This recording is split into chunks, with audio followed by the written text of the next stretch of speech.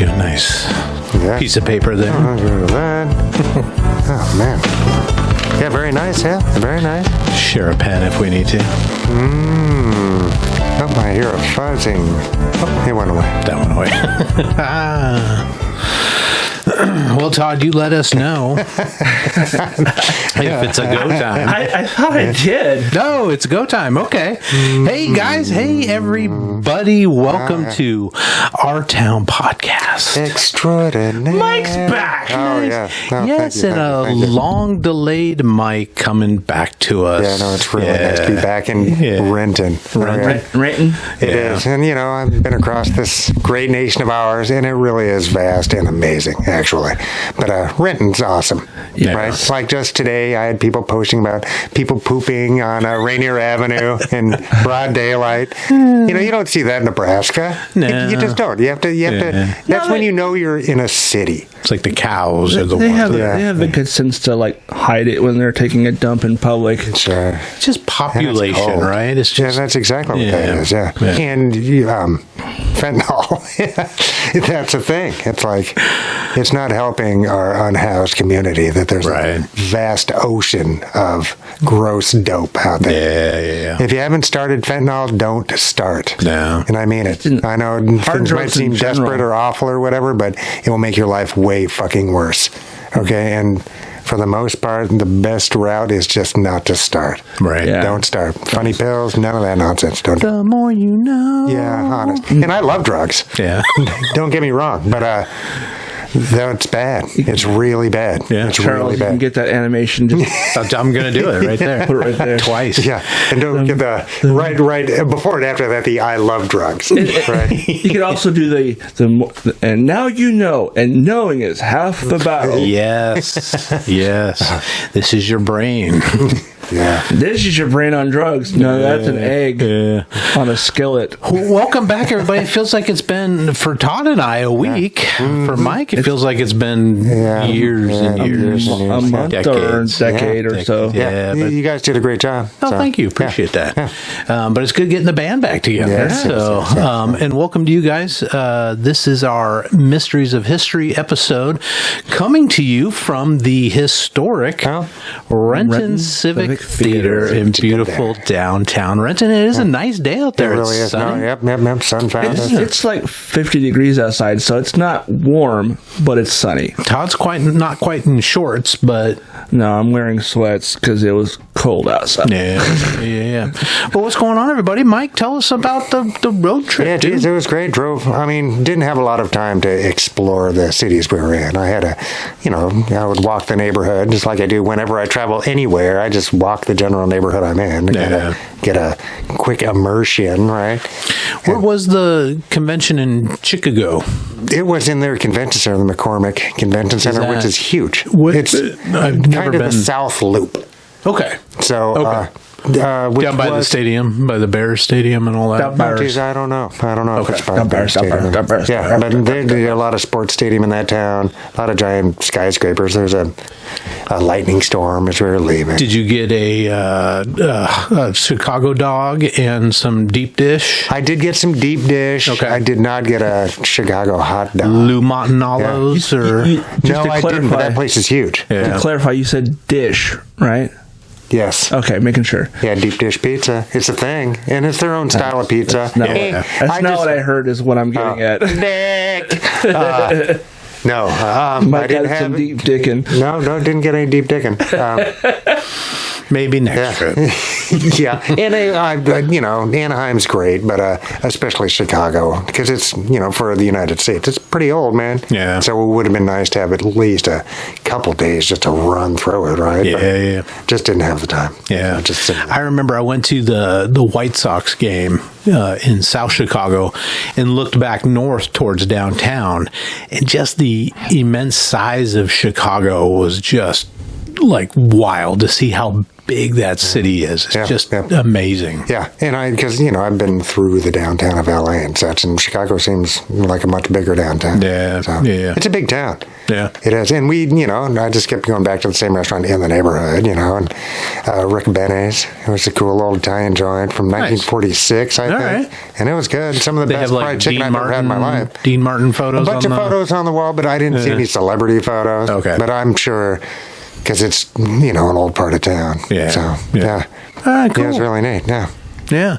And then you guys got stuck in a snowstorm. Yeah, I had a blizzard come in. Montana way. Yeah, so we got stuck in I-90 closed just as we got to Wall, South Dakota. Okay. Which is where in the hell is Wall Drug? Right. So that's where Wall Drug is, in Wall, South Dakota, which is a nice town, it seemed, but it shut down because a blizzard came. Yeah. So, but we were lucky enough to have a place to stay. Right? We got a hotel because we kind of got stopped, and before everybody else got stopped. So there's a lot of long distance truckers and such who got shut down, but they slept in their trucks, right? Yeah. Everybody filled up. Yeah. How long? Just overnight? 2 nights. 2 nights. Yeah, really? because it took them. But I mean, this is a big. I could go on a large rant about this, and I just might if you're a payee, you'll hear it. Is our infrastructure, right? Is not only the interstate highway system, which is a miracle, people. It's a miracle to travel from Chicago to Seattle, really in one stretch, is amazing. And B, a blizzard came through and they cleared it in less than 48 hours. Are you kidding me? Yeah. That's incredible. It is incredible, and that's something that we all paid for, right? That's not, because private enterprise won't do that. Right? That has to be something that you and I pay for, and it's worth it. Yeah. Because it's not just for commerce, but the fact that I had to get home to my cats. Right. Right? Cats are like, come on. Dad. Had shit to do. So, so in that respect, socialism is good. You know? And I've said it before, and I'll say it again, that capitalism is great for stuff that you want, but it's not so great for stuff that you need. Right? So that's why we have public spending and common wealth and these kinds of things. Right. Yeah. Yeah, right on. All right, that's all. So successful trip, though. It was a successful trip. Yeah, Nice. I had a good time. Yes. But it's too long. 2 weeks is too long to be away from Renton. And I'm just like, what kind of terrible shit happened in Renton while I was gone? It's like, well, a lot. Did the webbing of your feet start to dissolve as you move farther away? What? He's saying that you're a merfolk. Oh, yeah. Yeah, from the South Lake Washington. Yeah. Yeah, it's just every time I leave Renton for too long, some weird shit happens here, man. It's like, and I'm not saying that I'm responsible for keeping Renton upright, because obviously The mayor that's not keeps true. us all safe. But it's a terrible feeling of worry that I get whenever I leave town for a minute. So, no joy. All right. But so thanks for having me back, gentlemen. We missed you, man. Thank you. Part of the team, man. Yes. Part of the team. So as I mentioned before, this is our Mysteries of History. I hope you guys did your homework on some of these, but I mean, some of the things you have marked down on the paper here are things I can probably talk about. I didn't. Oh, good. I didn't really research anything, but Excellent. Yeah, let's dive in, man. There's a ton of stuff that we could have gone over. I just put together a little sample list of some that I knew. So jump in with some that you guys might remember. But first one on my list was Jack the Ripper. Yeah, and will we ever know who Jack the Ripper was? Commissioner Gordon. Spoiler alert, folks. Gotham by Gaslight, that's exactly who it is. Oh, really? That's right. It's a great animated movie. Spoiler alert there. Dang it. No, we'll never know, because there's no DNA evidence on the other side, even if he had left, a bloody... But that was also in like the 1500s or whatever? It was 1860s or 1870s. Just before Queen Victoria? Or right around there. It was right around the Victorian era. I heard it was Charles Dickens. Okay. That's possible. I mean, everybody assumes it was a doctor or somebody with medical training. Did you hear he had really good cider, like alcoholic cider? Everyone loves a good Dickens cider. Oh, all right. That took a second, but yeah. All right. I have a feeling we're going to get the rim shot quite a bit this evening. Todd's in a mood. I couldn't help myself. I'm sorry. But yeah, I mean, he people speculate that he was a member of parliament or maybe a member of royalty, something like that. Yeah. He killed mostly prostitutes, right? Yeah. Women who had no, safety net, or people women who didn't have a man, so to speak. Does anybody remember how many? I thought it was 5. Was it 5? Yeah, I don't know. Which is the only thing I'm aware of Jack the Ripper is what I've seen in movies. Sure. Yeah. I think it's because it's so flamboyant, right? But at the time in London, it was an awful place. Yeah. So I'm sure there were, he was people dying. It was probably a drag queen, honestly. Because they're famous for chopping people up. Oh, yeah. Everyone knows this. DeSantis trying to save us.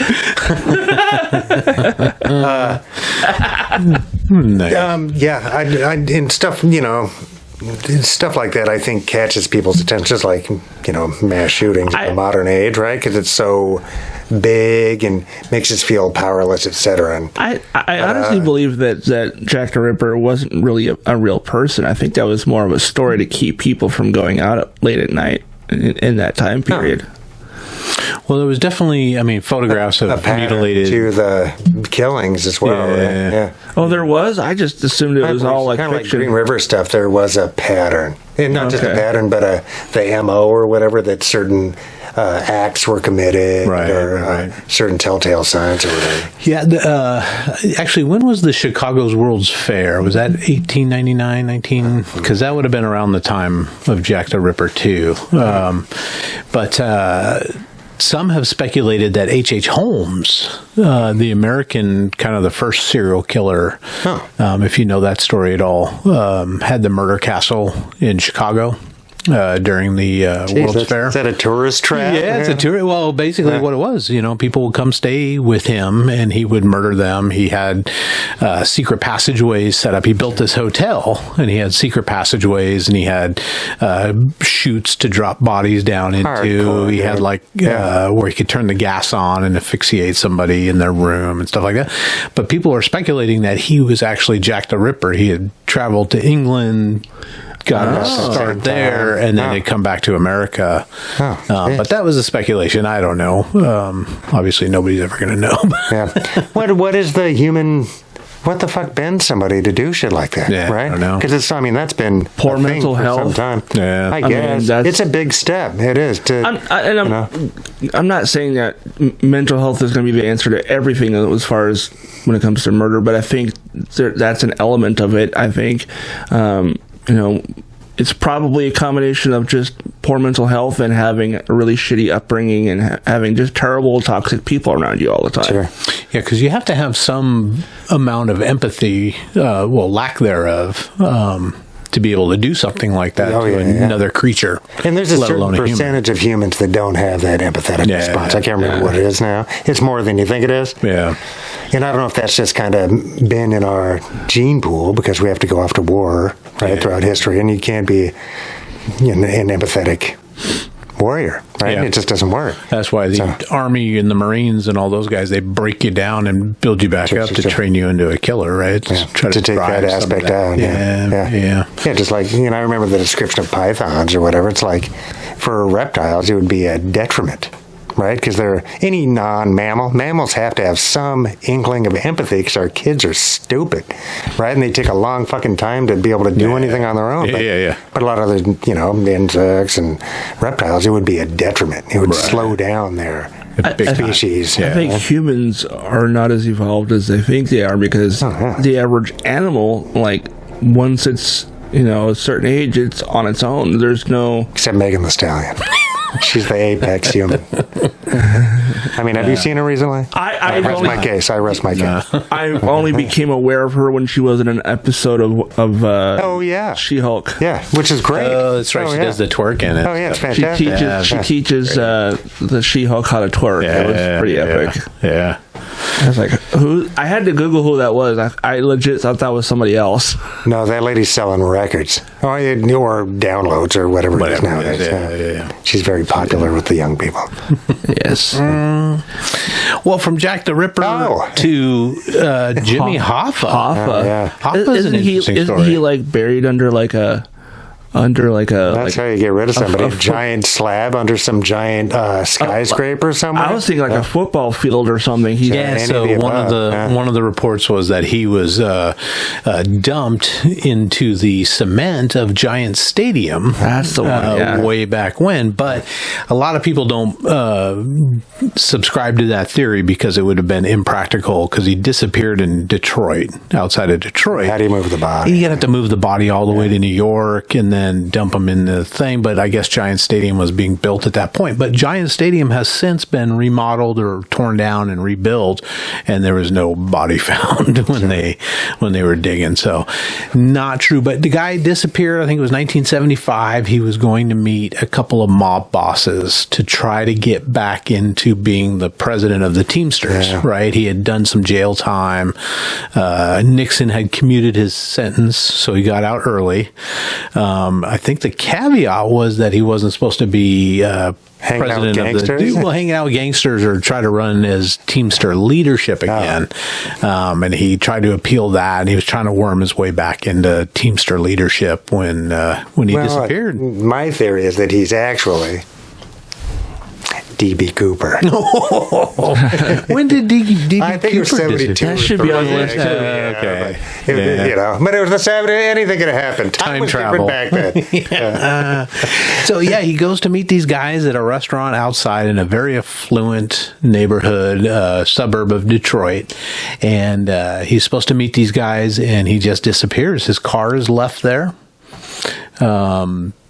Doesn't show back home. His wife calls the police at like 6 o'clock in the morning the next day, and never to be heard or seen from again. Apparently somebody might have seen him with 3 other guys in like a Lincoln car or something like that. But I mean, most likely he's in a cornfield somewhere, in the middle of the Nevada desert. Well, again, trying to drive him from Detroit to Nevada, a dead body wouldn't be super practical. So there's a lot of pig farms in Michigan, though. That's one way to do it. Wasn't it in what was that movie? Hoffa? No. There's a British movie where this British gangster like deals with people he doesn't like just by dumping their bodies in this pig farm, and it's like 12 pigs can take care of a human body. British Columbia. Remember that guy in British Columbia was dumping? Yeah. Oh yeah, like a bunch of prostitutes. That's either Lock, Stock, and Two Smoking Barrels, or the other one. It's one of those guys. It's the same. Snatch. Snatch. That's the one. That's the one. Snatch. Yeah. No, there's the killer of prostitutes in BC, and that's what he was doing. Piece of shit. And it's like, man, sex workers got it hard enough. People leave them the fuck alone. You fucking dingbats. Yeah. Jeez. Got to talk about picking on the vulnerable, right? Yeah, but I think that's kind of... It's those people who think they're morally superior is what it is. I bet that plays into it as well. Right? Yeah. So. Dirty people. Got to take them out or something. But so Hoffa will probably maybe never know. I mean, all the people that would have, kidnapped him or murdered him probably gone. They're all dead by now. There was that movie with De Niro. Right? Well, Nicholson, and that was complete bullcrap about the way the diner that they showed there was like out in the middle of nowhere, and he had a buddy with him, and supposedly the buddy got killed. Danny DeVito's character. Oh, poor DeVito. Wasn't there. He didn't have anybody with him. He was by himself. So, I mean kind of... Anytime there's a movie that says... inspired by it. When that really translates to is we took the names... in some of the places, and just ran with it, and and created our own thing. There's like Amityville Horror was based on true events, and same thing. And the funny thing is, Silence of the Lambs, Texas Chainsaw Massacre, and Psycho were all inspired by the same guy. Yeah, Ed Gein. Ed Gein, and now a famous graphic novel by my favorite graphic novelist, Eric Powell of the Goon fame. Okay. Yeah, it's like What Done Ed Gein. Of the what fame? The Goon? Oh, The Goon, okay. Yeah, The Goon's great. Oh, yeah. But he made a new novel about it. Just about it. Yeah, that guy's a ding-dong. Yeah. Because, he had mother issues and... man. There's, I think it came out in 2005, the Texas Chainsaw Massacre movie. Skin from people, yeah, because he was the Buffalo Bill character. Yeah, He's also the Leatherface character What's too. wrong with people? And the Norman. That's a big step, dude. It's like. And Norman Bates. He's also the Norman Bates character. Because I saw Psycho when I was a kid. Thanks, Dad. But is he dresses up like the mom, but he's not keeping. No, he keeps her body. He does. Right? Yeah. Her Spoiler body. alert.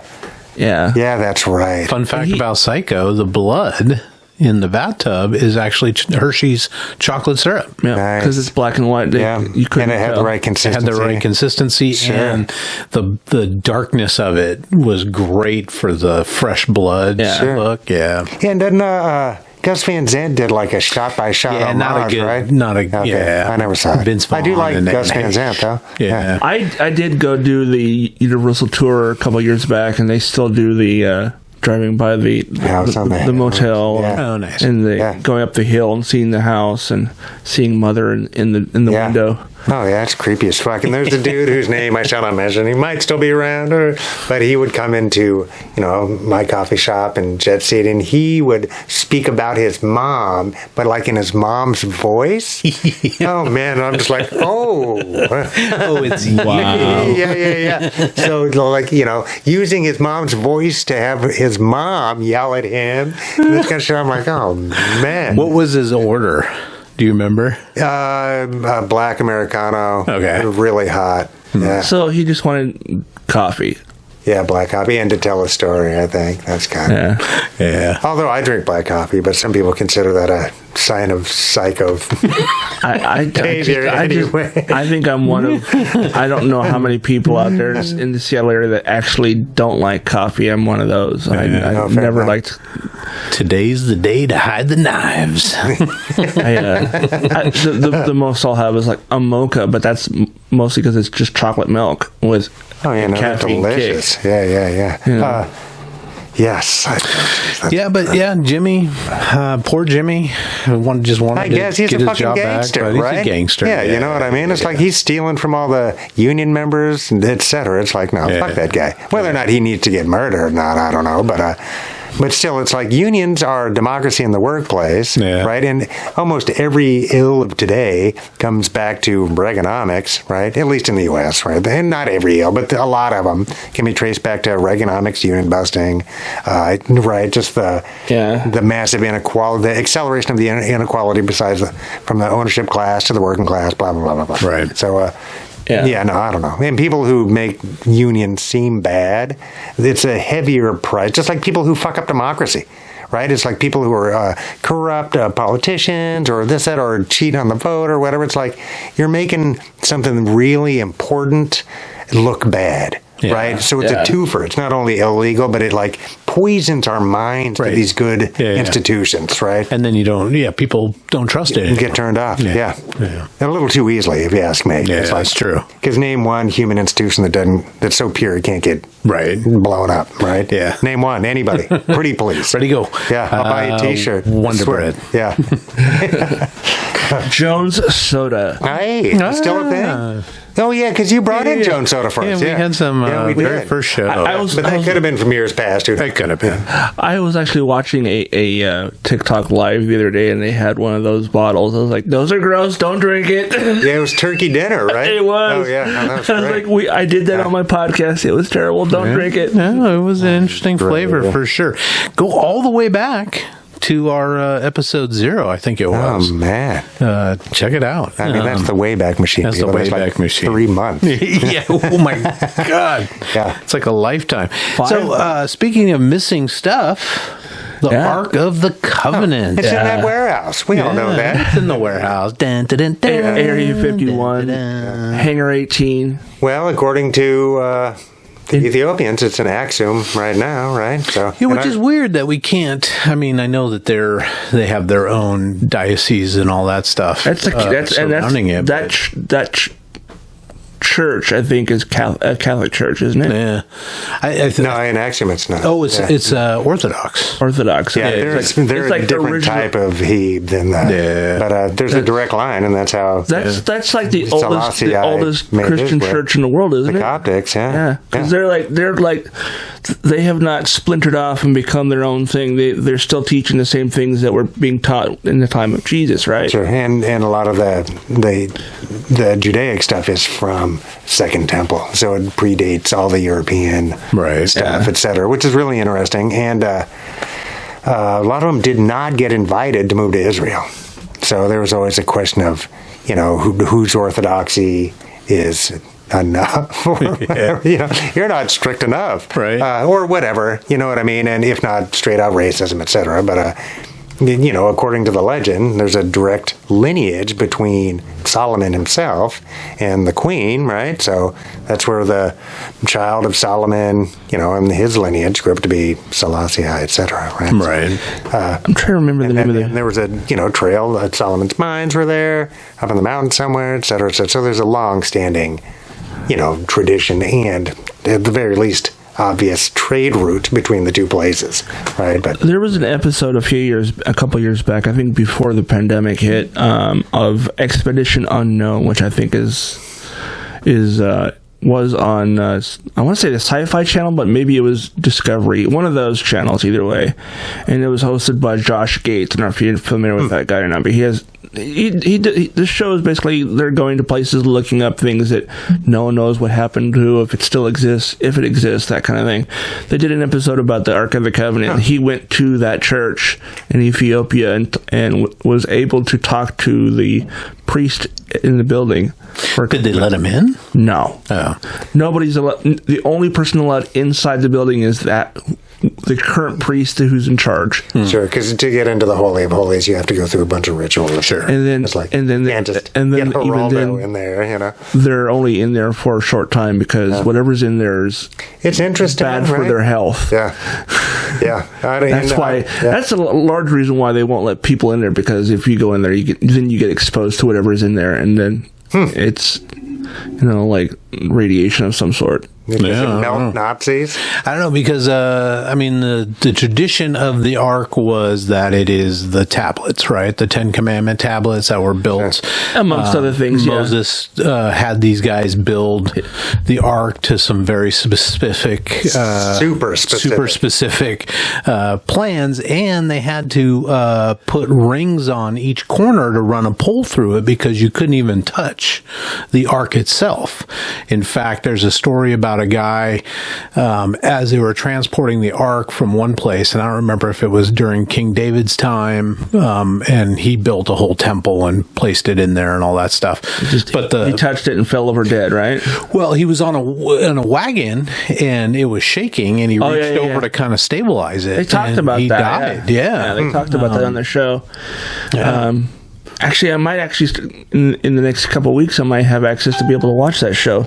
Because I forgot to mute my phone. Sorry, guys. So, I mean, does that mean that it is a super technology, or that, you know what I mean? I guess that's always the speculation. Well, as Todd said a few minutes ago, maybe it has radioactive material in it. Who knows? Whatever. Yeah, but you'd be able to, you can tell from quite a distance away. You can detect just how radiation, the priests right? slowly start to deteriorate after they get the job. Their eyes go first. But that happens to Walmart greeters too, man. It's just the nature of work. There was also where they were battling the Philistines, and they took the Ark to the battlefield because they were getting their ass kicked, right? So it's like, let's bring the Word of God out there, and they bring the Ark out. Well, they get their ass kicked even more, and the Philistines end up getting the Ark for themselves and taking it back to their place. And they have it for like 6 months, and bad luck follows the Philistines, and I think that they just here, take your shit back. We don't want this. Yeah, it's killing them. There's also rumors that it's buried on Oak Island too.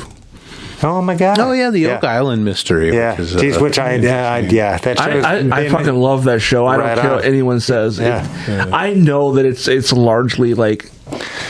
It's a bunch of bullshit. They're probably not actually looking for anything, but it's an interesting concept. It's good TV. Yeah. And what I was trying to say earlier, and I got distracted by my phone, is that HBO Max and Discovery Plus are merging. Oh. towards the end of the month. So once I have I'll get access, Discovery Plus because I have HBO Max. same, yeah. Oh, that's something. All right. Sweet. I had HBO Nice, Max, small and I didn't victories, feel like people. it was worth the extra $7 a month to be able to watch one show. Yeah. And also the church in Roslyn, Scotland, may or may not be Oh, yeah. underneath this holy Like the of holies, Templars same brought it kind of back thing, or something. Well, that's how it supposedly got to Oak Island. It was the was through Templars. Scotland, They're the yeah. Templars. Yeah. They moved it from that location to Nova Scotia. Oh, sure. That's where There are a Oak lot Island of is. Right? Scottish roots in Nova Scotia, and that's Nova Scotia means New Scotland, right? it beats me. Yeah. I don't know. Latin's all Greek to me. I'm from Renton High School. It's all. Our second language. Fuck you. That's what our second language was. No, I think that's just because we're Gen X more than anything. Yeah. Well, Yeah. But yeah, I was. Yeah, I guess that makes sense. Because of Raiders of the Lost Ark, that was one of the conspiracies that I really got into for a long time. but Raiders of the Lost Ark showed it in Egypt, right? They found it buried someplace Found in it in Egypt. Egypt, Oh, and no, this is it's in great, too. Ethiopia. It's the same- Ethiopia it's is the same just continent. south of Egypt, right? North. West. Yeah. It's just west. It's one Northwest. over. Because now Sudan's kind of in the I middle. thought it was But, northwest. Isn't Ethiopia. Ethiopia's recently lost all of that coastline, right? So now there's that's right. Somalia and Eritrea and stuff like that. Because somehow they decided that Ethiopia, one of the most ancient places on the planet, they're like, no, that's not really your territory.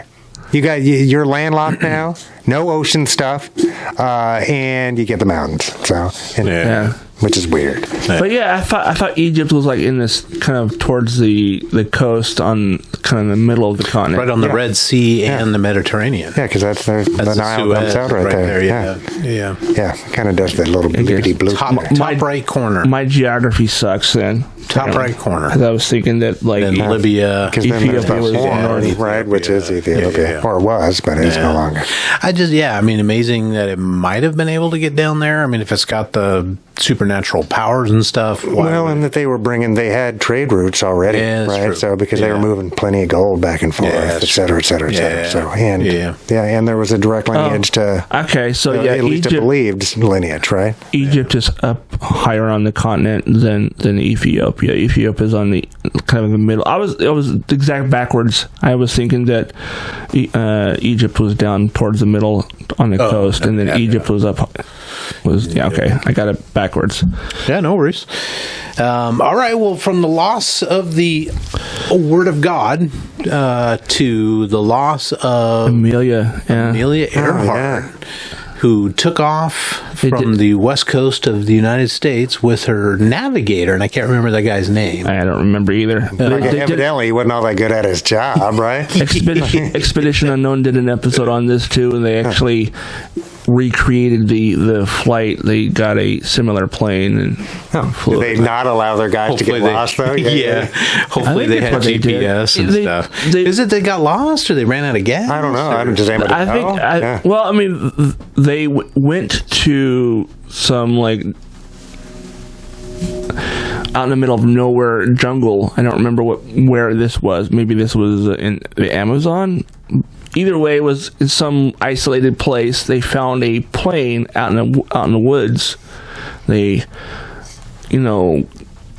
Oh, on the island? You mean recently? in the last few years, they found something and they uncovered it, and then they think they found some materials like some lipstick case or something, some weird little things that would be odd to be there, right? So what they did was they compared the actual the engine numbers and stuff to see if it was her plane, and it wasn't. It didn't match. Okay. It didn't match. The other theory is that it was a good episode, though.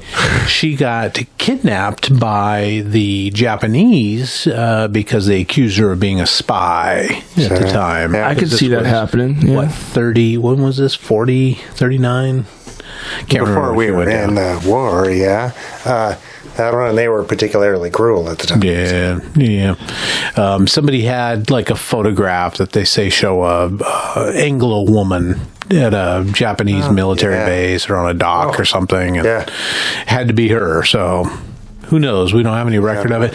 I think that they would have, wartime or post-war time, America takes over Japan, that they would have been able to find some records. Maybe, or she just died in transit, right? Those guys were mean, man. Plane goes down. Really, it was rough. Yeah.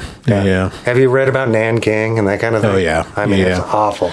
Yeah. Unreal, especially unreal. for relatively modern times. Yeah. Because you think of stuff like, back in the the Hittites and right. shit, Right. Things were bad, but it's like, that's 4,000 years ago. Right? Yeah. This was like, not that long ago. There was also a movie with Batman.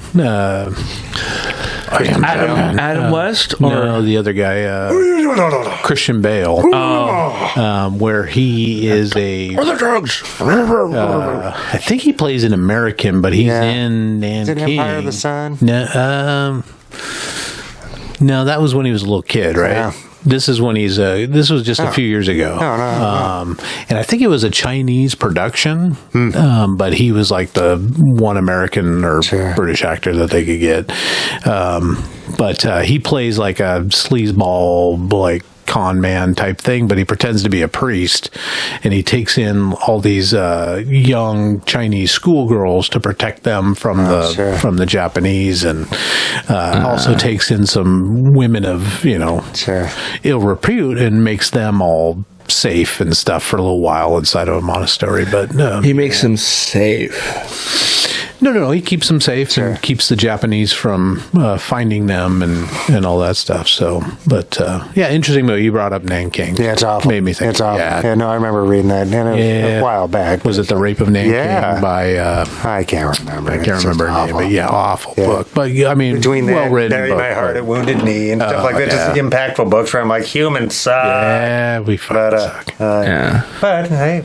Not Our Town Podcast extraordinaire. There's no destruction of the social fabric here. No, just your eardrums. Yes. The assault on your eardrums. Well, from Ameila Earhart to Glenn Miller, who also got lost in an airplane. And that was the first thing that really put me against Nazis. No, you know really? what I mean? Because God bless Glenn Miller. You know what I mean? I'm a big fan. Yeah, I mean, he was one of the biggest stars in the world, right? Musical stars in the world, and he joins the Air Corps to be like a entertainment officer, and stationed mostly in England during the war. But as the Allies started pushing their way through Europe and freeing France and other places, they decided to take the orchestra to France to help entertain the troops, and he was on a sort of a early mission. He was going to go over to France early, find some quarters for them and all that stuff, and that's when his plane went down, or we assume his plane went down. When I saw Glenn Miller, I was like, isn't that guy wasn't he famous in like the 70s? I'm thinking of somebody else entirely. I think Roger Miller. No, you're thinking of the guy on TV, the PBS guy. No, it was the Miller Band. Oh, Steve Miller? Steve Miller. That's what I'm thinking of. Fly like an That's eagle. the one, yeah. No.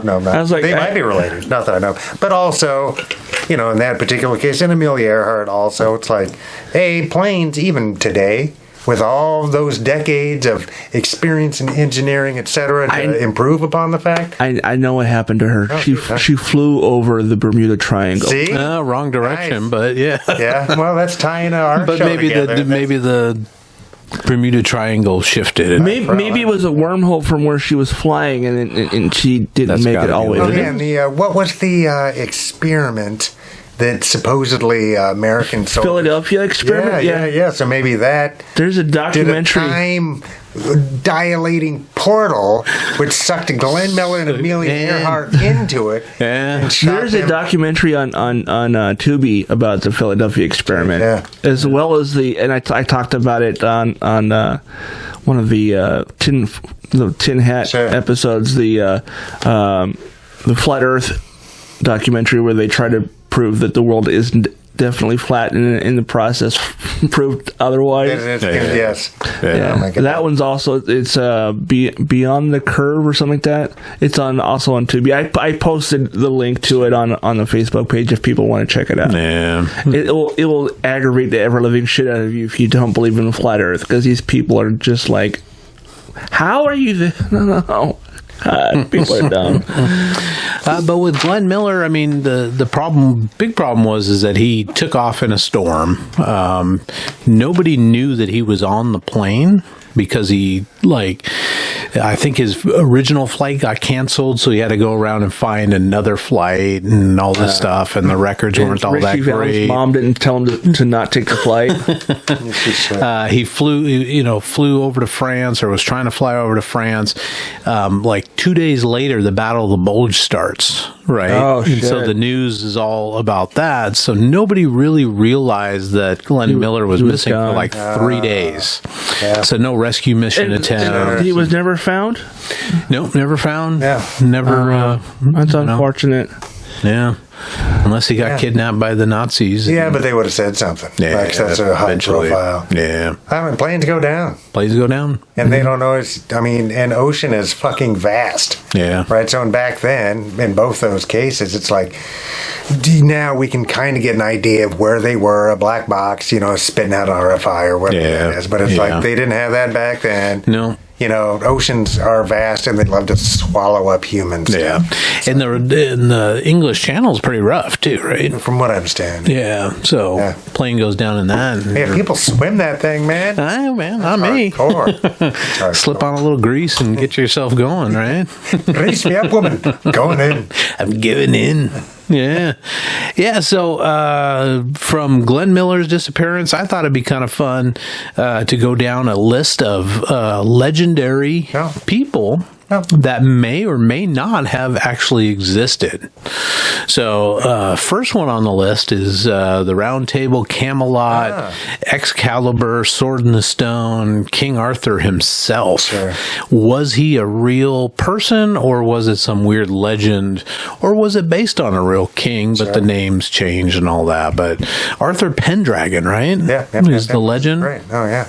All of which is, all those names mean something symbolically. Yeah. So it's like, my earliest memory, of course, is watching the movie Excalibur from the early 80s, right? Oh, yeah, it's a great John Boorman Patrick film. Stewart, it's great. Liam Neeson, all those it's guys. It's one of the best of the genre. I think so. Yeah. But that was my real introduction to it, and then over the years, everybody's done some kind of King Arthur thing, from cartoons and kid shows all the way up to different movies. Actually, one of the more recent of the Michael Bay Transformers movies had the Arthur legend. Oh, yeah. I haven't seen it. Yeah. That's actually probably one of the better ones he did, honestly. I forgot the name. The Last Night. The Last Night is what it's called, It's a great movie. Yeah, so it's King Arthur with Transformers, or? Yeah, like his knights were actual Transformers. I mean, it totally makes sense if you think about it. And then, like back in the 1200s. They've been here longer than we thought. They the Earth. The thing is, the British are really good at keeping records about who owns what and where. You know what I mean? Yeah. So it's like, that's the one kind of... But I guess that's kind of before the Brits were really the Brits, right? So and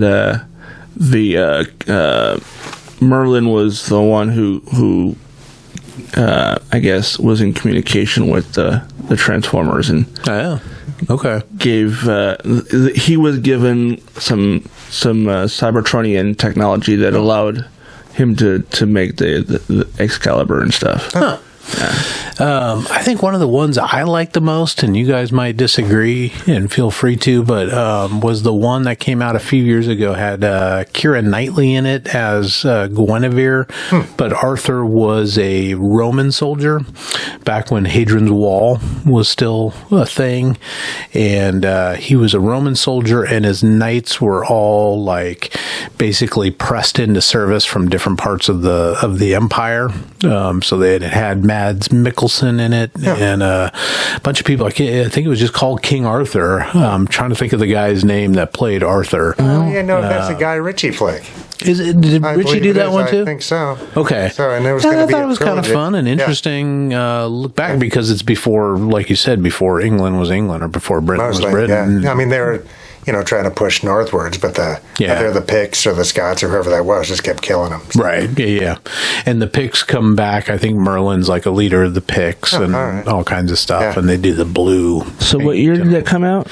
God, probably early 2000s to 2006, maybe. See. Pride and Prejudice?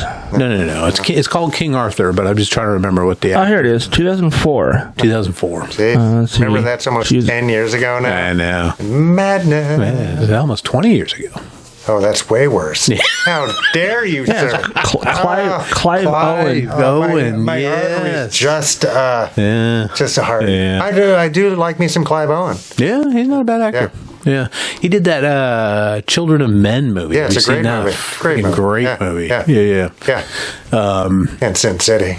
So. Oh yes, right. Yeah. But yeah, I mean, Aurthur has been around eons, right? Since like as far as entertainment. Yeah. But is he based on a real person? Sure. Again, that show I mentioned, I keep mentioning it because each episode is a different thing like this, where they actually did search for like King Arthur and Robin Hood and find out where the stories originated and if there was any truth to the stories or if it was 100% fiction or... But even then, what's the root of it, right? Right. I mean, is it based on... Just like Hercules or something. Right. Whatever. Is it based on a hero? Is it just based on a star positioning that looks like a buff dude? Or, you know what I mean? Yeah. Well, it's possible is it just that... Kevin Sorbo? Oh, God. No, nothing is ever Kevin Sorbo. You're right, though. He was Hercules. Yeah, right? Okay. He did the legendary journeys. Yeah, from Mass. He was on social media in the last few days. The whole Bud Light thing, but and then the outrage machine, dude. Lucy Lawless, whatever it's going to take to keep us divided. Right. That's all that fucking is. Lucy Lawless called him out too. It was fucking epic. Yeah, I mean, who gives a flying fuck? If you don't want to drink their beer, don't drink their beer. No, and so now it's okay to interfere with commerce. Right. I thought companies should be free to do what they want to do, man. Right? Isn't that been the right wing fucking gospel? Talking points forever, right? But it's like, well, this is not the first time they've done that, though. Is a thing they've railed against Nike a few years back, and then what was for sure. I mean, a bunch of different things. Yeah. This is just the most redneck version of that type of thing. We got to quit falling for it, man. It's just a division tactic, and it's kind of it's just shameful that it works. It's just a reason for people to get mad because they don't really actually not. Like Kid Rock is another person who had something to say about Bud Light. Fucking poser. And I can't think of a more poser of all time. He's a poser. Yeah. The funny thing is, he has a bar in Nashville.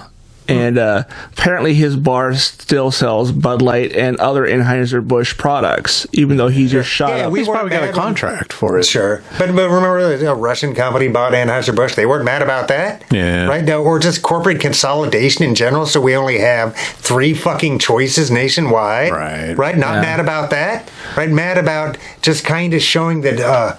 maybe showing some diversity and showing just a tiny, just the most like T-ball, pee-wee toss that they actually care about somebody, right? When we know they don't. Yeah. We know they don't. It's corporate fucking power. It's profits. They don't care about us. Yeah. And they don't give a shit. The funny thing about that whole it's thing... It's just performative nonsense, and then these guys are like performatively angry. And guess what they're doing? Is they're advertising the product. True. Yeah, and the funny thing is there's a video of a guy...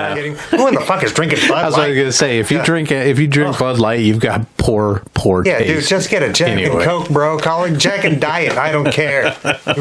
Do yourself a favor. It's like drinking Michelob Ultra or something. Oh my God, it's so weird. So I saw this video yesterday of a guy taking a steamroller to like what looked like thousands of dollars worth of Bud Light, cases, and he's just rolling it back and forth over all this beer. And they're like, hey, you should do that 10 more times because you're going to be spending the money. And the thing is with all this fabricated outrage is what a lot of people are calling it, because it's like it really is. It's like because they're mad at Bud Light, but they're still buying other products made by Anheuser-Busch.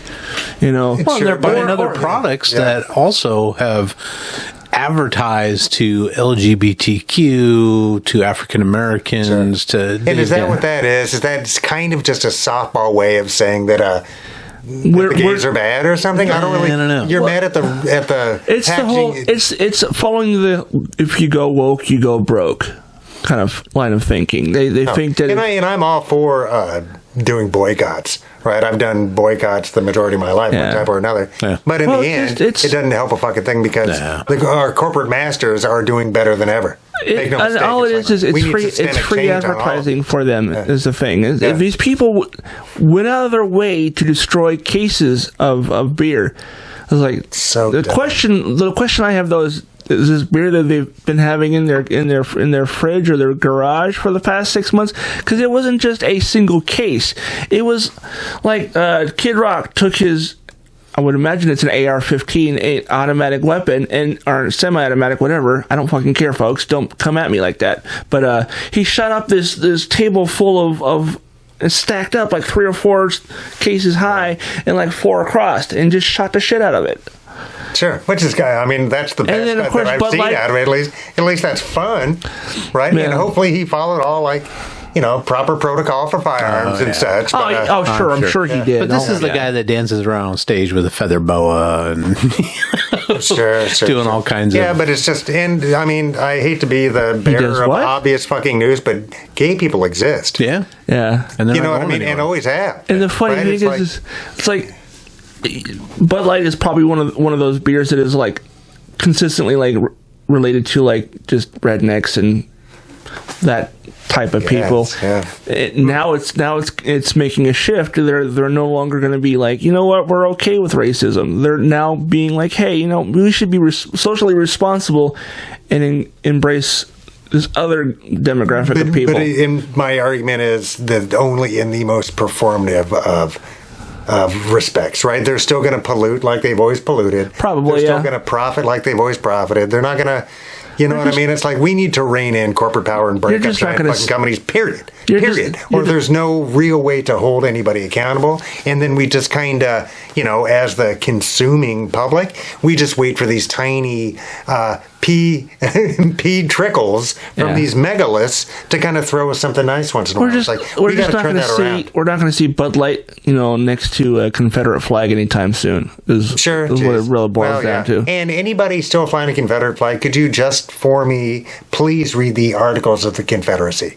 And then after you've read that, if you still feel like flying that flag, then we know what we're talking about. Right. And I know where you stand. Yeah. It's like, but most people have never read the articles, so they don't really know what that flag means. Right? Because it's, extreme. Yeah. That would be a personal favor to me. Thanks. Get back to us. Let Mike know. I doubt that anybody that may or may not be watching this show is flying a Confederate flag, but I seriously don't. If you're out there, any of we've talked about like that kind of groups, and we're not okay with it. So I can't imagine anybody who's amongst those groups would be listening to us. They've given up. They heard us talking shit about Republicans and conservatives, and they're like, and I'm old enough to remember when those two things were not synonymous. Right. So, I mean, I'm not quite old enough to remember Ike, but riding on that freeway, that's Eisenhower right there. Right. That was a really good Republican. Yeah. Right. Who had experienced Goldwater war. Guys. I think the tainting of the Republican image probably started in as far back as Reagan, honestly. Reagan and Newt actually a little farther back.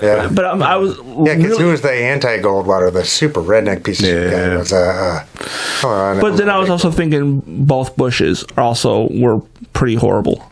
Yeah, they come from a long line of horrible, actually, if you really want to dig into it. Yeah. But I mean, as always, I don't want to get too focused on one person, right? Because it is the the momentum of these United States, right? That Yeah, and as for all the faults that Reagan had, I mean, he was just one guy. He had a coalition of people around him that pushed his buttons. Haig and some really hardcores, and some of which still kick around, right? Yeah. Cheney wasn't too far removed at that point. And No. Rumsfeld was kicking around, lying to people back then. Yep.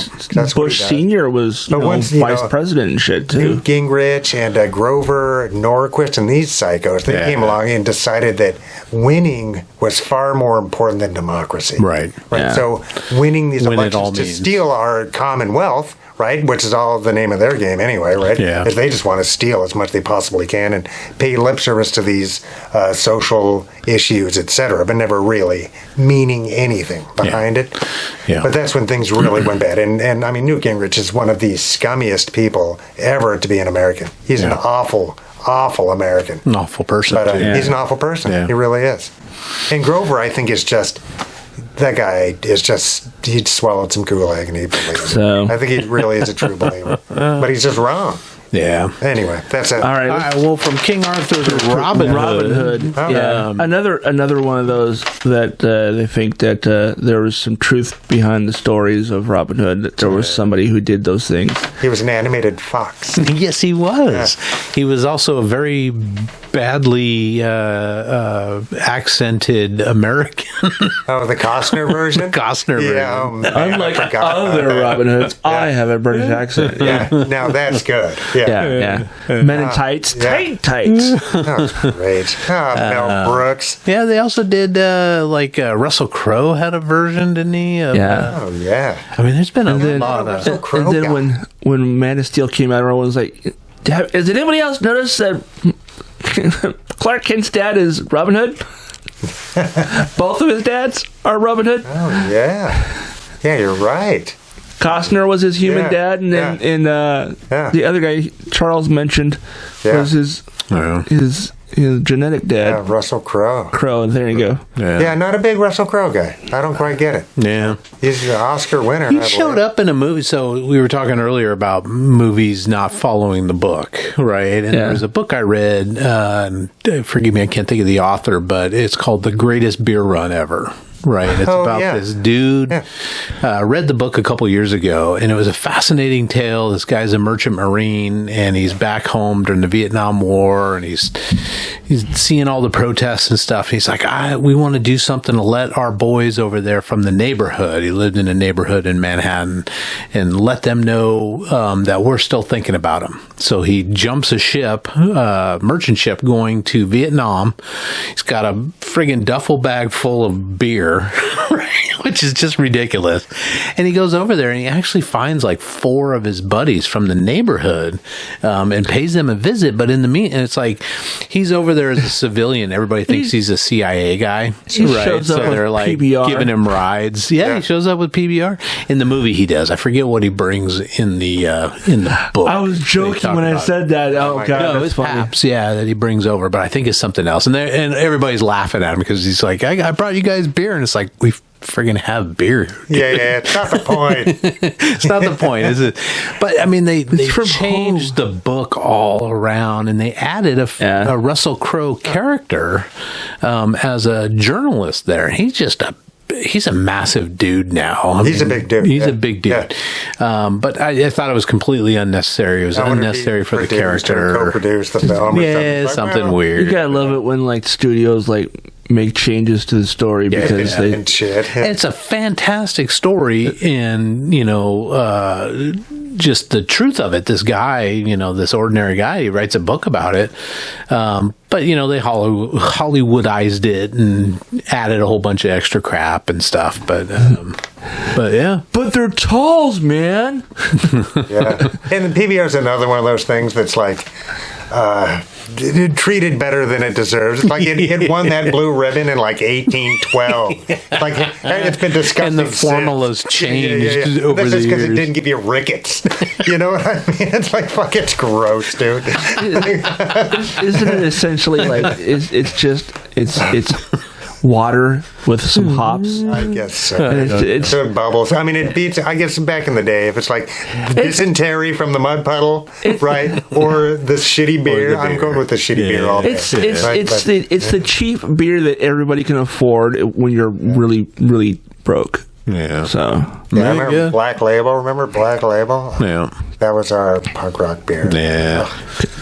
Yeah, I grew up on Rainier and Rhinelander. Oh yeah. Because the parents drank the Rhinelander Yeah. and had the fancy little stubby Cake bottles. cups or whatever. Cake bottles. Yeah. Yeah. Yeah. But it was also like 1%. You had to drink a lot of Rhinelander to get anywhere. Is that why it would Yeah, really. Because we would at Vermont's of Renton, Yeah. where I worked. That was part of our cooking. That was our cooking beer, for like beer batter or whatever. Yeah. It's like because it was inexpensive and still very much a gave you beer. that flavor. Yeah. Interesting. So it's like the non-alcoholic beer that's like It's just 0.05. it's close to non-alcoholic without being non-alcoholic. Interesting.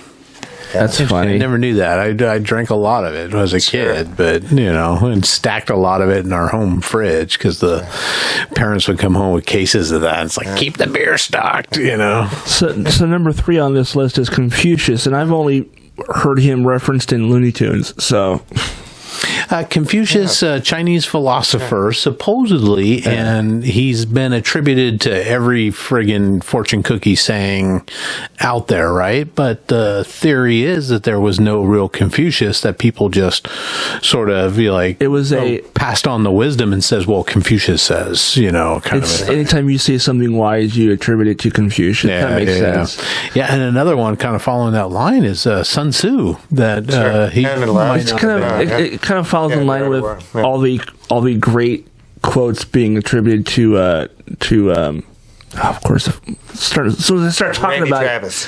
no the Chuck Norris. no, it's not helping either. The dude who played God in Bruce Almighty. Morgan Freeman, thank you. Sure. Yeah. Yeah. Like every great quote is attributed to Morgan Freeman, and he's like, I never fucking said that. or George Carlin is the other person that people get. Yeah, but George is dead, so we can't say, I didn't say that. He'd actually probably like it, because people are thinking about him. Yeah. But yeah, I mean, was Confucius real? I don't know. I guess we won't ever really know, but... Well, we do know that the fortune cookie was something that was created in San Francisco, right? Sure, yeah. Sure, but Very true. but attributing sayings to people that may or may not have existed. That's kind of Because I funny. read the Tao a lot. I'm a big fan of the Tao, so that's Lao Tzu, but he's got a legendary name and legendary everything else. So I don't. Right. And for me personally, it's never been important if that person existed. It kind of takes from it. Actually, I like the idea of that knowledge can live on its own in a way, right? Just like That's a good thought. Yeah. And the next one is John Henry. That's the guy that had like the big blue ox, right? No, you're thinking of Paul Bunyan. Oh yeah, that is Paul Bunyan. Okay. Yeah, John Henry was steel driving man. Yeah. Oh yeah, so he was. He was the one that challenged the steam driver. That's right. To get through the mountain. Yeah. And he was incredibly large, powerful man that just, was... One of the first black folk heroes, though. Exactly. Yeah. So that's something. Yeah. Well, and he's what they. There's a character in Superman comics that it was named after him. Yeah. John Henry Irons is the character in the Superman Yeah, comics, he and does he's the Man of Steel. He makes essentially a Iron Man type suit. An exoskeleton type. Yeah. Yeah. And then he's in the CW. Series. Yeah. John Henry is in the CW series, and it's essentially Iron Man. And it's great. Yeah. Yeah. Yeah, cool. Yeah, again, was this story based on something? Did somebody sit down? It's kind of like the chopping down of the cherry tree, right? Sure. With George Washington never chopped down. Like 100+ years later. Somebody might have been keeping records at that point. Right. But tough to say. Yeah. The Americans haven't been real great about that sort of stuff, right? Haven't they found proof of the whole like Helen of Troy? The face that launched 1,000 ships. Oh, yeah. Yeah, I don't think they've ever even found I like thought the they city did of find the Troy. city. No, they did. Did they? They found Troy. I feel like they did. They did, yeah. Okay. remember seeing. I mean, because that was one of those things that was like it was fictional until I think in the last 20 years. Yeah, that's not the Iliad. What is that? Homer's Odyssey. Yeah. And people don't even know if Homer was real. Like these might have been just oral traditions that were that were attributed to somebody, right? Sure. But I mean, great story. You had Ajax, you had Achilles in his bad heel. You had on the other side the Troy guy. What was his name? I thought there was Ajax. I don't know. No, Ajax was a Greek warrior, supposed to be bigger than life, kind of thing. Achilles was Atlas. Crap, it'll come to me. Hercules. No. I'm just throwing out random names that I know are old Sorbo. as fuck. Sorbo. Tom Servo? No, I can't think of his name. But what was the kid that brought Helen back to Troy? I don't know. I never watched. I don't play Dungeons and Dragons anymore, so my mythology is taking a beating. I never saw the movie, so I don't really. Yeah, well, I read it back in probably high school or something. Sure, I was into that. And I more recently read the Herodotus stuff. Right? Okay. I was in the boiler room next to. Yeah. And by the way, we are in a working theater, ladies and gentlemen. So you might get ready for Thumbs. Thumbs is coming up. I think it opens this weekend. Yeah, go to rentoncivictheater.org to get tickets and to check the calendar. Thumbs looks like it might be a murder mystery type I believe it thing. is in a much. It's 6-person cast. It's going to be good. Oh, only okay. Yeah. Nice. Yeah, sounds it'll like be fun. great. And if you ask the person who answers the phone, was it Kevin Sorbo at the Battle of Troy? Then Well, I'll see if I can get you a discount. We did get a text message, though. We Did we get a text message? We got a text message. So you're telling me, Todd, that the technology for people to text us is within our grasp? Yeah. How would one of our avid listeners text us? 206-504-3190. Geez, that's awesome. And you can do it old school and call and leave a voicemail for Yeah. us, and it's probably almost guaranteed we'll play it on air, no matter what. If you call, leave a voicemail, we will definitely play it on air. And we might beep a bunch of stuff out, even if you're not cursing. No, we're not. Just for fun. Unnecessary See, because censorship. it's like a reverse Mad Libs. We'll you just take words away and change the meaning. We'll just take ideas from Kimmel and put it in our show. So the question is, what is the one movie that you quote from the most? Oh, jeez. Well, for me, one of them has a lot to do with King Arthur because it's the Search for the Holy Grail from Monty Python. Oh, okay. It's just a model. Oh my God, it's amazing. That or Repo Man. The Repo Man with Amelia West. Yeah. Okay. It's a great movie. It's been a few years, The but dialogue is brilliant. Yeah. And Great everybody does a soundtrack, great too. job. The soundtrack's amazing. Yeah. It's a really good movie. What about you, Chuck? I don't know. Probably Tombstone or something like that. right Yeah. For me, I think I would have said Huckleberry? The Crow a few years ago, but I've kind of it changes for me. I mean, it really depends. But for the longest time, I quoted Clerks quite a bit, and in the in the 80s, I quoted the Goonies quite a bit. But it just depends. Depends on the situation and who I'm with. I quote shit off the top of my head, to the wife or something, and she looks at me like, I was like, don't you recognize the I know it's so painful when that happens. These days, it's bad. more or less, it's more from TV shows than it is movies. Yeah. I mean, I quote from Letterkenny all the time. Nice. Can confirm. Or And is that on an actual... it's on Hulu. is it? Okay, because it started out just as a YouTube sensation, right? It was on YouTube, and then it got picked up on a Canadian cable network called Crave, and then people are bootlegging it, and then they figured out a way to get it to the States without people continuing to bootleg it. So now it's on Hulu. There's 11 seasons of it, 6 episodes a season. I think they're like between 30 minutes and an hour long. They're not. You can blow through the entire series in a weekend. Jeez. Great show. All right on. All right. So, do we know who texted that to us? No, I don't have a number. Send them in. And then as far as legendary people that historians believe might not have existed, we've got... well, we definitely know that White Jesus is definitely fictional. Yeah, I mean, pure white with blue eyes would be a pretty rare thing. But, I mean, if it was God, that was the DNA, the father, right? I don't know. Well, he would probably look more like Paul. Miracles, anything can happen, right? Yeah. But no, but as a historical figure, foot into there, sure. And it doesn't really matter.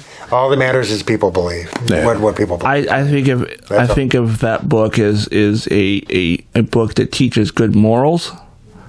For the most part, that you can only beat your kids with a rod as large as your thumb. You can only don't eat that shellfish. And that's the thing. And you can stone your wife to death if she's like unfaithful. Because my mantra is, if you say a million words, you're going to say something fucking stupid, right? Now that I'm a podcasting superstar, and I don't want to monitor what I say. I need to realize that sooner or later something dumb comes out of my mouth, right? It's bound to happen. Yeah. But I also think the more you write, the more dumb shit's got to be included, right? So it's there's just a lot of words in that book. So, but I do believe that Jesus was at the very least a historical figure. And I thought there were documents to say so, right? Because the Romans were great about keeping records. Yeah, right.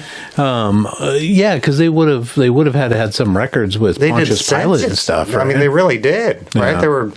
I mean, they kind of invented that sort of stuff. Yeah, right. Their bureaucracy's famous, right? So. Yeah, I really don't know. I'm. Would you say agnostic? Though? I would say more agnostic. I mean, I lean really hard into like atheism, but I do believe that there's something after we die. I think our spirits hang out for a minute before they go anywhere, and sometimes they stick around forever. But I think that book is just full of stories to teach morals. A lot of that shit would not fly today if it was a brand new book. If it wasn't the Bible and you put those stories into a book, that it would never get picked up. If you didn't have this 2,000 year tradition surrounding it. People love bacon, dude. Yeah.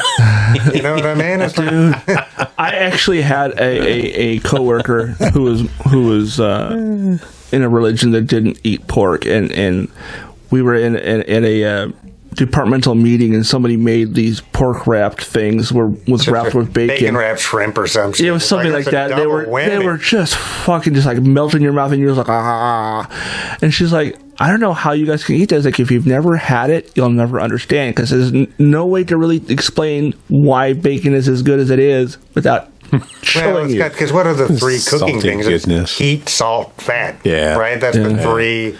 But that's why we cook, right? Yeah, exactly. And that's got them all. Yeah.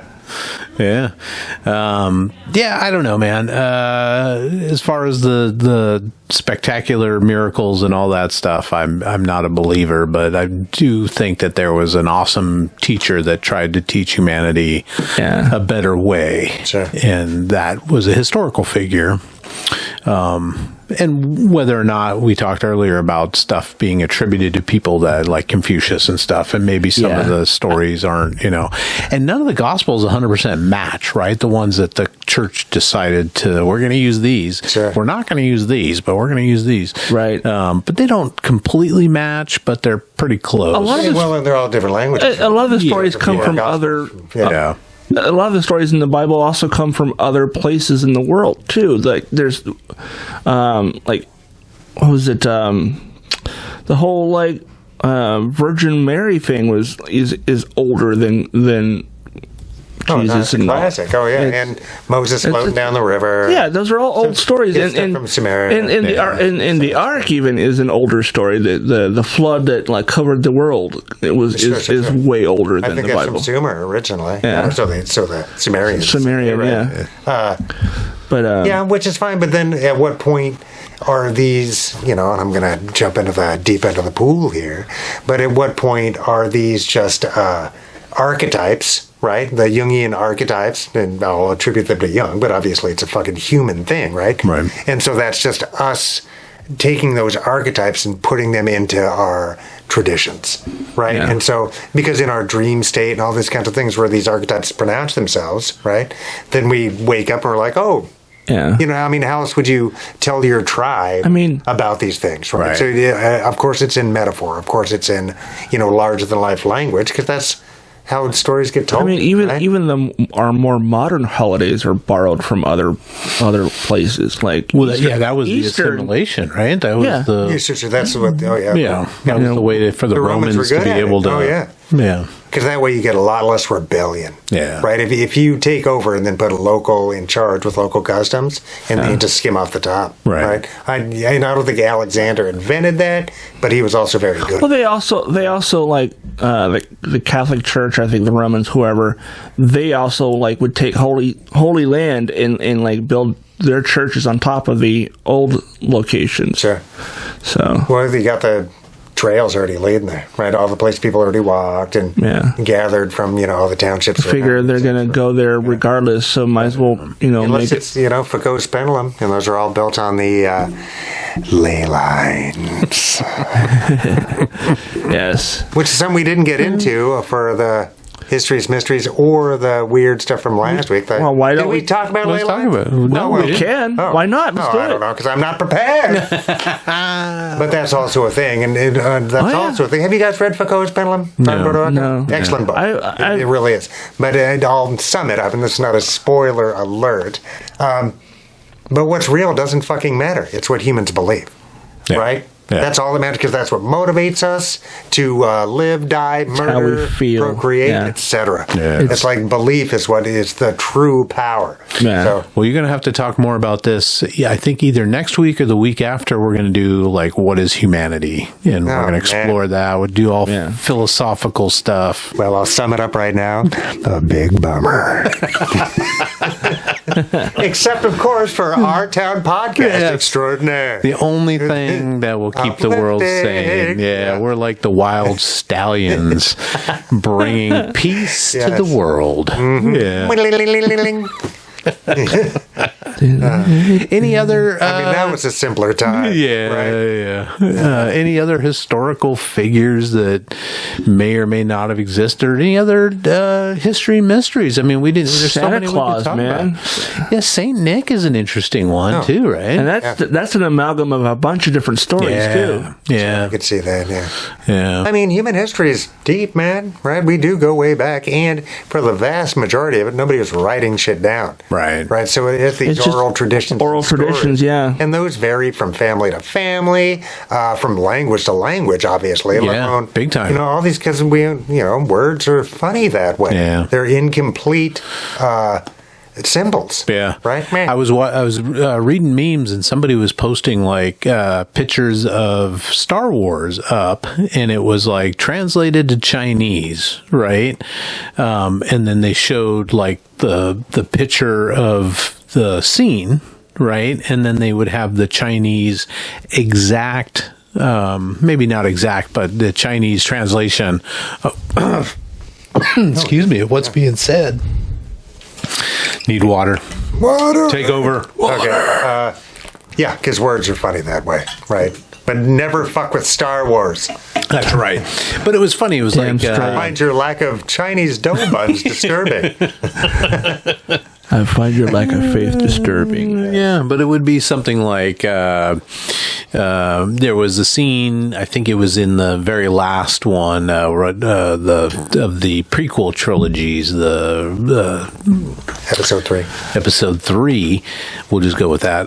Revenge of the Sith. Where So, they're divvying up the twins, right? Yeah. And Jimmy Smits is talking about taking Jimmy Leia, right? He's like, "Oh, my wife and I we've always wanted a baby girl," or something like that.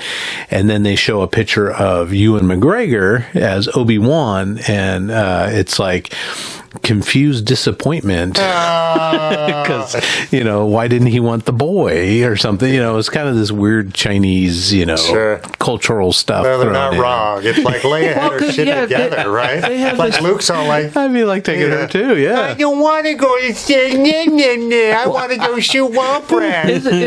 Go play in the sandbox. Isn't in Chinese culture like the male is more important or is more desired as far as the children? That's it, Yeah.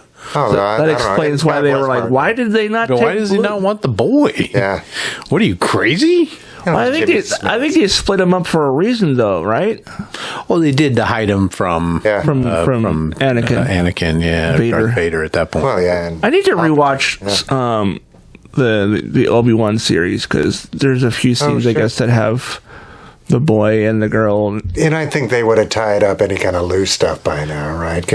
I think that's getting another season, too. Oh, all right. Because episode 3 was when? Was that 2000? Was it 2000? Yeah, it would have been. Well, it would have 2001? 2001, I think. 2002. So it's been a minute. Anyway. Because it was 98, right? When the first one? The first one came out in 99. All right. The second one came out in, I think, 2001, 2002. So right around there. So they're roughly about 2 years apart, I think. Some moments of brilliance in those films, though. Yeah, I mean, Darth Maul was the baddest ass. Oh, and Django was cool. When Django's chased him through the asteroid field or whatever, and launched the supersonic boom, boom, boom. It was great, man. Oh yeah. Although in the last couple episodes of The Mandalorian, the not the most recent one, you guys will watch the one before that where he goes and collects all those guys and comes back to that place where Apollo Creed is in charge. Yeah. I can't think of the character name, but that was a great episode. It was like watching the A-Team. Sure. So. Yeah. Yeah, no, that was a good episode. I like that episode, yeah. Yeah, and I kind of wish that he would get, and they don't have to call it Slave One, because I don't think they want to call it Slave One anymore, but that ship's great, dude. Get one of those. All right. That ship's badass, because the ship he's in now, there's no bathroom. There's no room for a bathroom. You need a little bit of room, dude. It's like, Slave One had room, because they wheeled, levitate wheeled, Han Solo. I mean, his original ship, I think, had a bathroom. Yeah, it had a whole living space. Yeah. But they changed the name of Fett's ship to just Boba Fett's ship. Oh. Yeah, that ship's intimidating, though. Yeah. And remember, Boba Fett's, I guess now they've kind of tamed him or whatever. It was nerfed him a little bit, but he's a bad guy. Yeah. And mercenaries aren't good people. Yeah. Do I need to say that out loud? Well, that's their creed, right? Or that was their job, right? He wasn't technically a Mandalorian, though. No, he's not. They kind of built all around. He got the armor from his dad, who was no longer a Mandalorian because he removed his helmet. Yeah, that's right. Yeah, Django. Yeah. Yeah, but he was the clone father of all the stormtroopers. Yeah. I actually, somewhere, I have to see if I can find it. I took a picture of a guy at Emerald City Comic Con like 20 years ago or 10 years ago. This guy it came out right around the time that the movie Django Unchained came out. So this guy was this guy was in cosplay as Django with the bucket. Yeah. So he had like the silk blue suit with like all that, and I do love combos. And I go, oh my god! I actually know a comedian who actually made a joke about this. This is fucking great. So he's dressed like Django Unchained when he was in that blue silk outfit, but then he's got like the backpack and the cape and the bucket and the blasters. It was awesome. I did see a couple of. There's a lot of Mandalorian cosplays. Of course there is, yeah. But there was one. There's kind of a lone wolf and cub, so kind of a Ronin samurai with a baby Grogu in the backpack, right? Nice. And a lot of Mandalorian stuff. A lot. In the last 6-7 months, there's a new character that shows up at Disneyland. In the Galaxy's Edge part of the park, it's Mando and Grogu is remote controlled by somebody.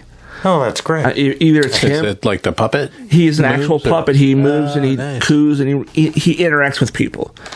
And I don't know if it's the Mandalorian himself doing it, if he has controls in his hands. Or there's somebody behind the scenes. Or there's somebody walking next to them and.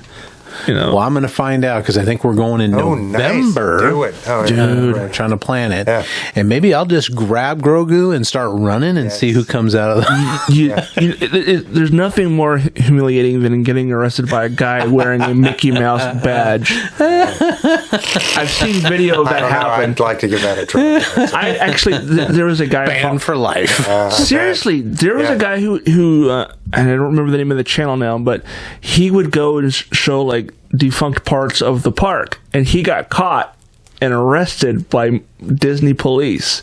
Man. Because I bet they got video 86 cameras everywhere. He got 86 from all the parks, not just the one in Florida, but Paris too, baby. I get it. Yeah, and Tokyo, you're out. Don't even dream, dude. Yeah, I think we're gonna go. We might go with another family, which will be good because the only thing I really care about. I've been to Disney World years and years ago. I'm not a ride guy. I'll look at the rest of the park. You but have to do the Star Wars hanging out at Galaxy's Edge. Are you not going to go to the Hall of Presidents or whatever? I forgot about that, and I love Hall it's of a small world. Yeah. I did a small world, and I did Galaxy's Edge, right. and I totally forgot about like the Hall of Presidents, and I think we didn't go largely because my sister is a Republican and she voted for him both times. She wanted pictures with Nixon and Reagan. And it was like, I'm okay. I would have said something that Ford. was He's my hero. I would have said something disrespectful about the tangerine, Sure. president. But no, when I went to Disneyland a couple of years back, there's a few things I had to do, and one of them was find the door for Club 33. It's in the French Quarter, by the way. Are you going to World or Land? Land, I think. Yeah. Sure. Anaheim's a nice town, man. I was definitely do the Galaxy's Edge rides. Yeah, I don't know. I'm going to look them up. I'm not a ride guy. It doesn't thrill me. It doesn't do anything for me, but... I bet it's neat, though. It is. I mean, the Rise of the Resistance was really cool because they had, like, interactive, like... robotic things. They had a robotic version of Kylo Ren, and so R2 and BB-8 and all these other characters that were animatronic and stuff, and it was really cool. Maybe so. I know that the girls are going to want to wander off and do all kinds of other stuff. Well, they'll probably go to Galaxy's Edge with us too, but it'd be like, well, I'm going back. Dude, you guys have fun. I don't know what they're called now, but they used to be called Fast Passes. They're definitely worth the money. Because then you're not spending hours waiting in line. You're spending minutes. I think the longest line I was in while I was there, and I was in a power chair, by the way. Smart move, dude. The best $80 ever, because number one, you're not walking all day long. You're riding, and two, sometimes you get to the front of the line because you're in a chair. Yeah. So. No, I think it's great. And I do like it's a small world. It's really neat. I did it. I did it in Disney World. Even if it splashes on you. Dude, okay, the music was nauseating. Well, I was there for Christmas, so it was a different song than. I was there in like October, so it was the day we went and we got in line for It's a Small World. It was like 97 degrees outside. Gnarly. Wow. And I'm like, oh god, it's so fucking hot. And my sister's like, it's nice and cool inside the ride. It's like, okay, that makes the ride that much more appealing because I honestly didn't want to be on this ride for 30 minutes. Sure. Yeah. But I think it's Mary Blair, the designer of that whole thing, and I really like her style. And Mary Klein was really into her. They actually, I guess, made some changes to some of the characters too, so they're not as stereotypical looking as they used to. Yeah, but it's still a neat art style. Yeah. And she was one of the first female, department heads at Disney, some kind of thing, something like that. What was the year that was constructed? I think it was... it was one of the first rides there. 60s? Yeah. Early 60s, late 60s. It was there when it opened. Yeah. Okay. Yeah. But I'll have to look at it. What's the artist's name again? Mary Blair. Mary Blair. Yeah. And, dude, if it's a hot day, you're going to want to be in there because it's nice and chill in there. What's the one where they throw you down that steep thing and take your photo as you're panicking? Splash Mountain. The Splash Mountain has been... I don't think it's open yet. Don't drink the water. They're rebranding it. They're rebranding it to the Frog Princess. They're going to get E. coli. if you drink the water. Or worse. Or worse. Yeah. And when I was there, Captain EO was there. I saw Captain back, EO way back in the day. Yeah. Star Tours is still there. It's over in California Adventure, though. Yep.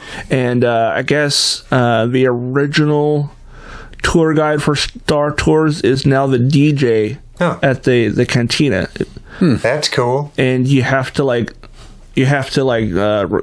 get a reservation to go into the cantina. And what's the name of the band in the cantina? If there's no band, it's a DJ. No, but I mean in the movie. Max Rebo. Yes, thank you. Yeah. Do.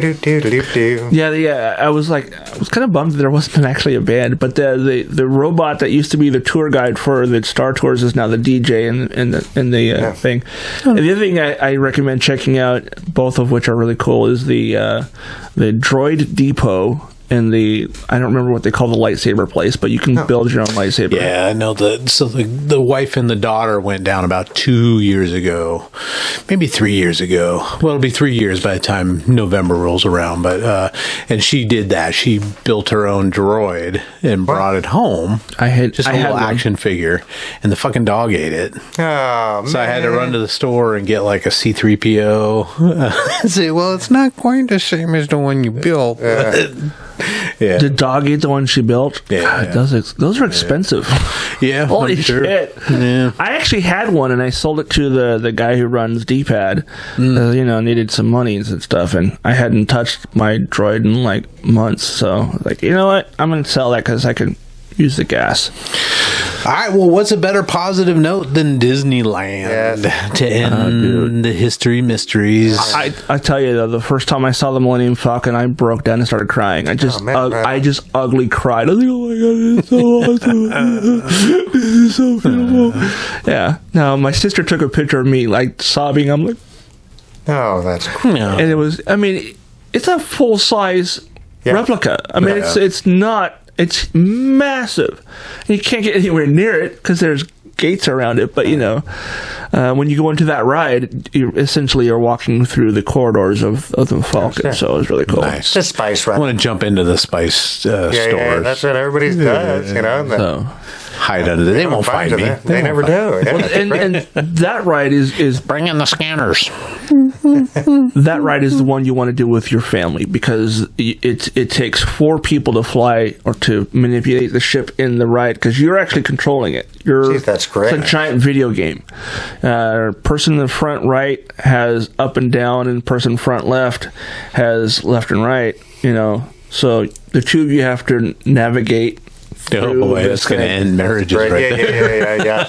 Oh my God. Believe me and my sister, we were slamming into walls and shit. And the people behind us were the ones controlling the guns and the scanners and stuff. So they were having to hit the buttons to fire at shit coming at us. And we were trying to navigate, not running into things, even though we were bouncing off the walls. It was like playing pinball with the Millennium Falcon. That's nice. Awesome. Nice. Yeah. Take care of my ship. All right, guys. Great episode. If you don't know by now what you should know, if you don't know, now you know. We have a members only section on our website, r-townpodcast.com. Go there and subscribe. And inside the members only, there's a lot of fun stuff. We've got additional show you can only see there. We've got blogs. We've got News of the World, a news podcast I do every Saturday. Todd's got some Todd videos up on his page on the members only, and Mike's got a video. We got to get some more videos out of Mike and put them up there. But go there. It's only $3 a month or $30 a year. Yeah. Which is easy squeezy because it's less than a Starbucks coffee. Oh, yeah. It's really not. I mean, that's not much. So sign up. Like 10 cents a day. 10 cents a day, and it's worth it, let me tell you. So check it out. Again, r-townpodcast.com. And if you can't find it, then you're not looking well enough. So it's not hard to find. It's your fault if you can't find it, damn it. Not So remember, kids, you'll never find out if you don't fuck around. That's great. Thanks, guys. All right. See ya. Please like, subscribe, comment, and share. And if you think this episode is worth $1 or $5, the boys would love to have it. Please go to ourtownpod.store for merch or to donate now. For less than a cup of coffee, you can also join the website in the member-only area for exclusive bonus content, vlogs, and more. It's just $3 a month or $30 a year. Thank you for listening to this production of Our Town Podcast Extraordinaire.